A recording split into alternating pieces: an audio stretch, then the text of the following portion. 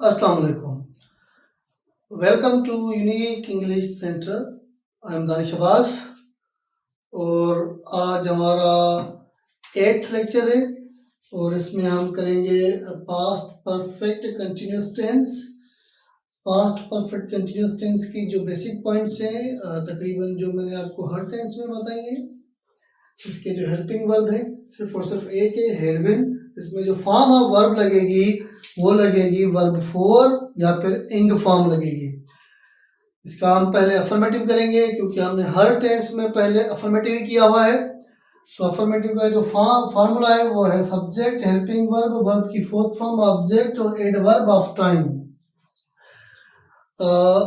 Present perfect continuous tense में शायद मैंने आपको एडवर्ब ऑफ टाइम के हवाले से थोड़ा सा क्लियर नहीं किया था क्योंकि उसमें मैंने बताया था कि सिंस और फॉर लगेंगे, लेकिन शायद मुझे ऐसा लगा कि मैंने आपको क्लियर नहीं किया है। सो आज मैं पहले आपको सिंस और फॉर का डिफरेंशिएट बताऊंगा, उसके बाद जो है हम इस पे अफर्मेटिव सेंटेंस बनाएंगे। सिंस और फॉर का फर्क ये है, सिंस का मतलब होता है कि पॉइंट ऑफ टाइम। जैसा कि मैं 5 बजे से काम कर रहा हूं, ये यूनिक इंग्लिश सेंटर 2010 से 2010 से चल रहा है। और मतलब कि ये जो है यहां पर हम सिंस लगाएंगे। जैसे कि मैंने आपको टाइम बताया हुआ है, सिंस 5:30 PM और सिंस 2010 या फिर सिंस 14th August 1947। सिंस मतलब कि सिंस वही लगेगा जहां हम एग्जैक्ट टाइम बताएंगे। और अगर मसलन के हम कहते हैं कि मैंने पिछली since last night, okay, last night, last day, यहां पर भी सिंस लगेगा क्योंकि इसके साथ लास्ट वर्ड लगा है। जहां पर लास्ट वर्ड लगेगा, जैसे कि मैंने आपको बताया सिंस लास्ट नाइट, ये जो last night, last word night के साथ लग चुका है तो यहां पर भी सिंस लगेगा। बेशक मतलब कि exact timing, for the exact timing we use since. लेकिन ये जो है for period of time, period का मतलब होता है कि ड्यूरेशन, जैसे कि 3 घंटों से। अब यहां पर ये 5:30 से काम कर रहा है, ठीक है। यहां पर आप कहेंगे ही हैज बीन, कर रहा है, okay, he has been working since 5:30 PM। अगर हम ये कहते हैं कि ये 3 घंटों से काम कर रहा है तो फिर हम क्या कहेंगे, he has been working for 3 hours। मतलब कि हम एग्जैक्ट टाइमिंग नहीं बता रहे तो वहां पर हम क्या यूज करेंगे, 3 hours। 5 weeks, for 7 months, for 10 years। Exact timing नहीं है, लेकिन देखिए यहां पर फॉर 7 months अगर हम लगा ले कि he has been working since June, then for the June, for the July, for the January means they are the exact names of the month, okay। अगर मंथ के नेम है तो उनके साथ भी हम क्या यूज करेंगे, सिंस को ही यूज करेंगे। मेरे ख्याल में एडवर्ब ऑफ टाइम आपके लिए क्लियर हो गया है। अब हमको अफर्मेटिव सेंटेंस बनाने चाहिए ताकि हमारी वीडियो भी शॉर्ट हो जाए और आपको समझने में भी आसानी हो जाए। लेकिन आपको अगर कहीं भी क्वेश्चन रह जाता है, आपको कहीं पे कंफ्यूजन होता है तो आप सिर्फ और सिर्फ एक कमेंट छोड़ दीजिए, मैं आपको और भी मजीद आसान करके पढ़ाऊंगा।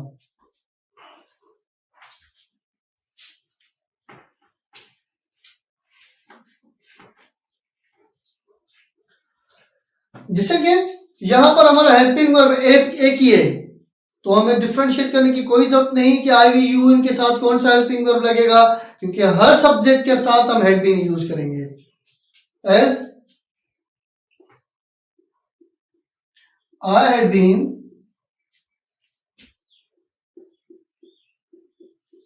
reading a book since last 3 hours. देखो देखिए आप, मैंने अभी लास्ट वर्ड लगा लिया है, इसलिए सिंस लगा हुआ है. अगर 3 hours कर देते हैं तो सिर्फ और सिर्फ फॉर हो जाता. सो I had been reading a book since last 3 hours. मैं पिछले 3 घंटों से किताब पढ़ रहा था. Continuous form. You had been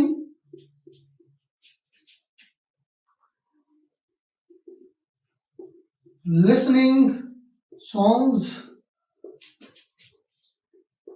for 5 hours. आप 5 घंटों से सॉन्ग्स सुन रहे थे.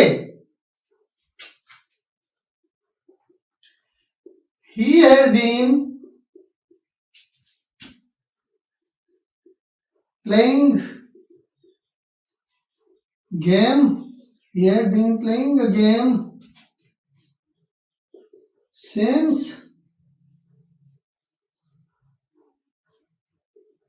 3 o'clock. Since 3 o'clock. वो 3 बजे से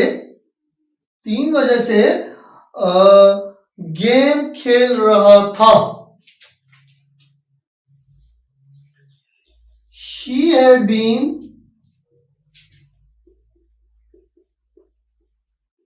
cooking biryani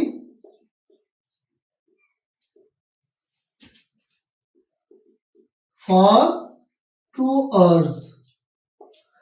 वो 2 घंटों से खाना बना रही थी.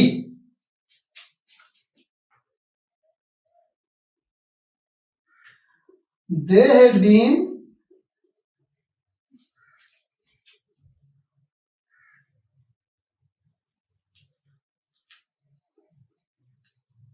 preparing for test for 5 days. वो 5 दिनों से टेस्ट की तैयारी कर रहे थे. Very easy. This is affirmative. उसके बाद हम करेंगे negative. Let me raise something from here. Negative, it is very easy. यहां पर हम सिर्फ और सिर्फ, क्योंकि यहां पर 2 हेल्पिंग वर्ब हैं.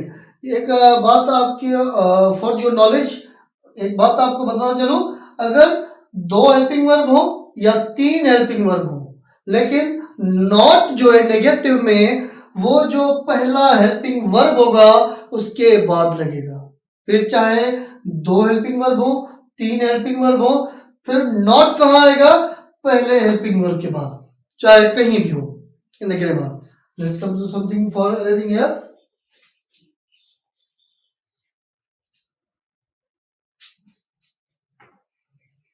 हम सारी चीज को सेम रहने देते हैं, बीन को भी रहने देते हैं यहां पर. और नेगेटिव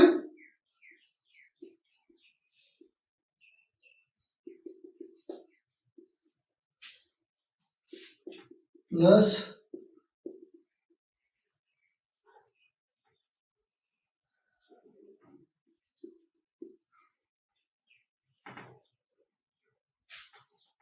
यहां पर थोड़ा सा मुझे इसको कंजेस्टेड करना होगा. Helping verb plus not, not का एन कैपिटल कर देते हैं, plus not plus been as I had not been reading a book since last 3 hours. मैं पिछले 3 घंटों से बुक नहीं पढ़ रहा था. You had not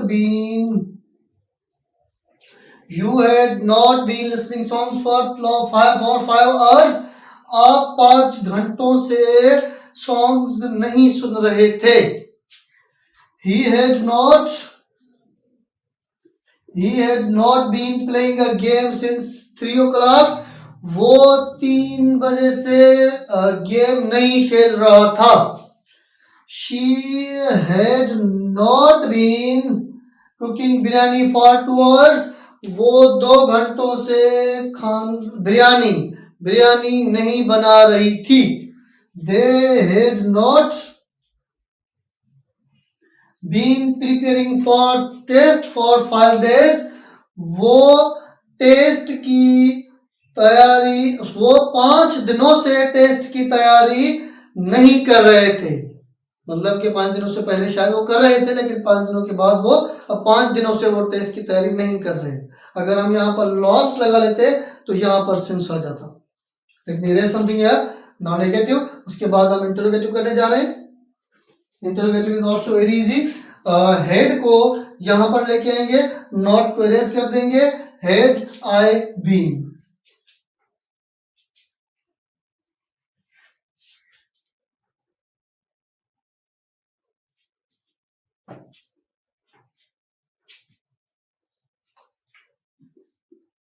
इंटेरोगेटिव,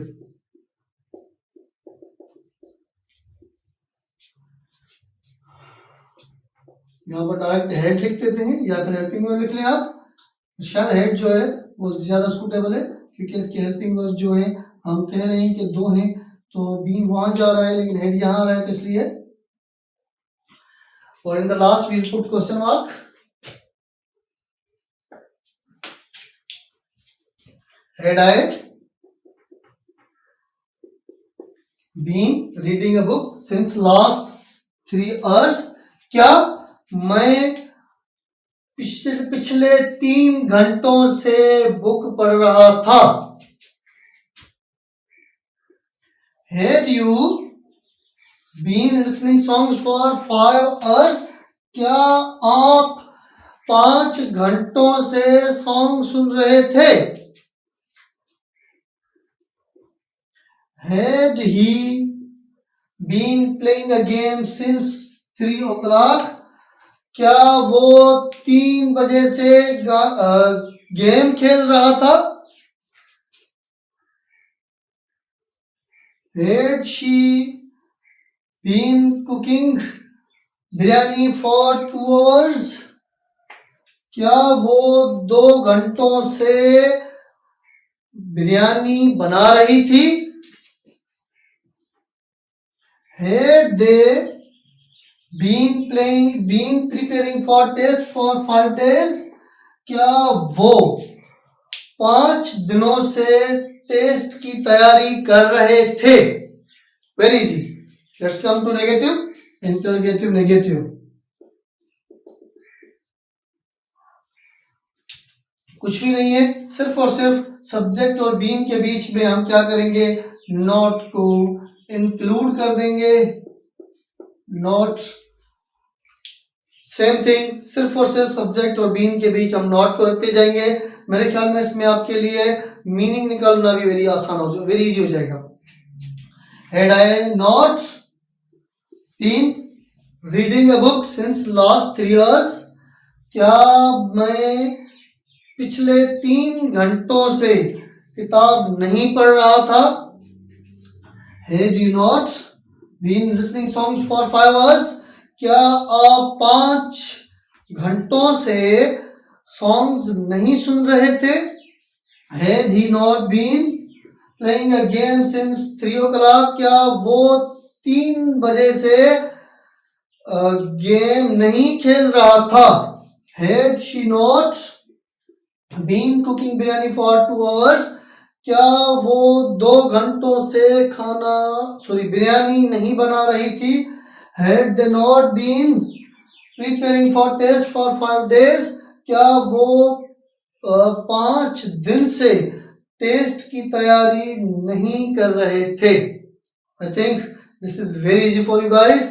अगर आपको कहीं पर कंफ्यूजन हो रहा है तो आप बस एक कमेंट छोड़ दीजिए, मैं आपके लिए एक नई वीडियो लाऊंगा ताकि वो जो चीज़ आप जिसमें कंफ्यूज हुए हैं वो आपको मज़ीद आसान करके पढ़ा लूँ।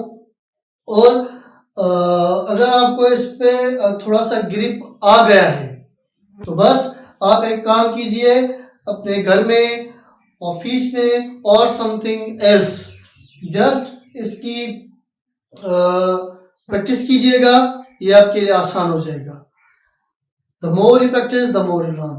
एज आई ऑलवेज से, अगर आपने हमारे चैनल को अभी तक सब्सक्राइब नहीं किया तो जल्द से जल्द सब्सक्राइब करें, ताकि हमारी नई आने वाली वीडियो आप तक आसानी से बासानी आप तक पहुंच सके। इन द लास्ट, थैंक यू।